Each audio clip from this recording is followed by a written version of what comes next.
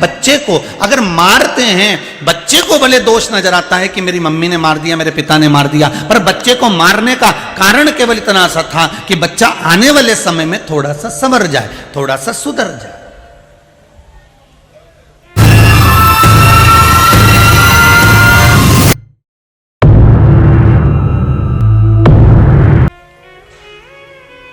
सुनार अगर लोहे को पीट रहा है तो उस सोने को, सुनार अगर सोने को पीट रहा है तो कुछ आभूषण बनाने के लिए पीट रहा होगा। माता पिता और गुरु अपने शिष्य को अगर पीटता है तो कुछ बनाने के लिए ही पीटता होगा कि इसको मुझे सुंदर बनाना है, मुझको इसको आभूषण बनाना है, मुझको इसको श्रेष्ठतम बनाना है। वो पीट इसलिए रहा।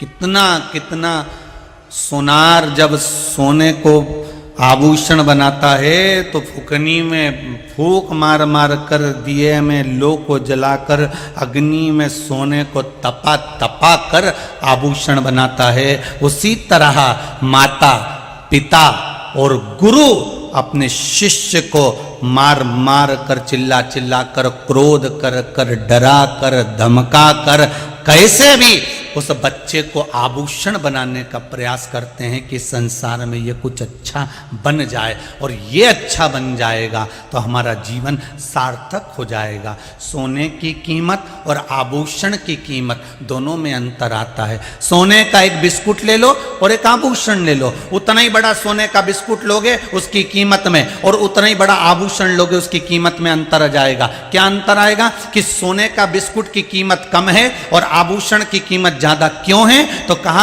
आभूषण की कीमत इसलिए है क्योंकि जिसने बनाया उसकी बनवाई उसमें जोड़ी गई है, जिसने मेहनत करी उसकी कारीगरी उसमें जोड़ी गई है। सोना वही था पर उसकी कारीगरी जिसने करी थी उसकी कीमत उसमें लगा दी गई है, उस आभूषण की कीमत बढ़ गई है। महाराज, एक माता पिता अपने बच्चे को अगर आभूषण बनाने का प्रयास करते हैं, एक माता पिता अपने बच्चे को संवारने का प्रयास करते हैं, तो उनको मालूम है कि इसकी कीमत कैसे बढ़ेगी। सोना तो सबके पास में है, औलाद तो सबके पास में है, बेटा और बेटी सबके पास में है, पर इनकी कीमत माता पिता ही बना सकते हैं, इनकी कीमत एक गुरु ही बना सकता है। और वो बनाना आपको पड़ेगा कि हम हमारे औलाद को कितना कीमती जेवर बना सकते हैं, कितना आभूषण श्रेष्ठ बना सकते हैं, बनाना आपको पड़ेगा।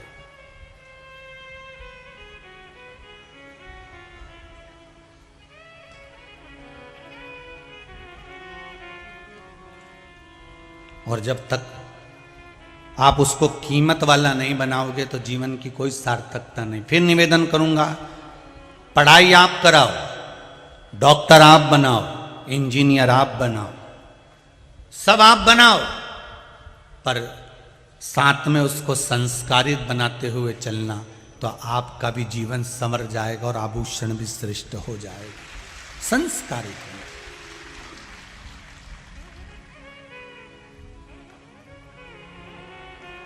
आज भारत की भूमि पर सबसे बड़ी विडंबना एक चीज की है,